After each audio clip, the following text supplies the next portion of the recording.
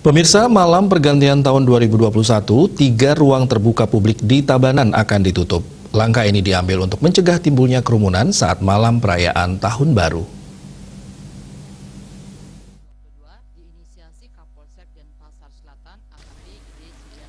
Usulan penutupan 3 ruang terbuka publik telah diajukan Dinas Lingkungan Hidup selaku perangkat daerah yang mengelola ketiga lokasi tersebut. Ketiganya yakni Taman Bung Karno yang satu areal dengan Gedung Kesenian Ketut Maria, Lapangan Alit Saputra di Banjar Dangin Carik, Desa Dajan Pekan Tabanan, dan Lapangan Debes di Banjar Grogak Gede, Desa Laut Pekan, Kecamatan Tabanan.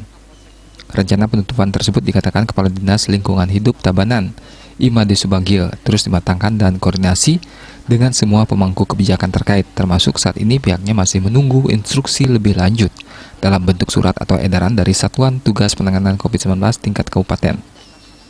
Termasuk juga untuk pengawasan nantinya, pastinya akan melibatkan tim justisi pencegahan COVID-19 yang terdiri dari Satuan Polisi Pamong Praja, Kepolisian, dan TNI.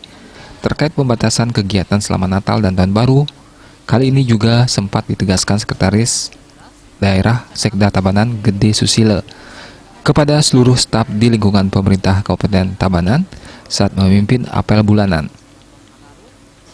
Selain menyinggung soal penutupan titik-titik yang berpotensi menjadi tempat kerumunan, dia juga mengingatkan seluruh jajaran Pemkab Tabanan untuk mewaspadai penyebaran COVID-19 khususnya varian terbarunya Omikron.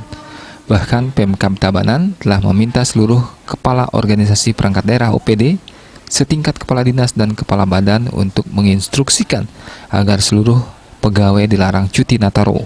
Ini bertujuan untuk membatasi mobilitas semenjelang perayaan Natal dan Tahun Baru di masa pandemi COVID-19.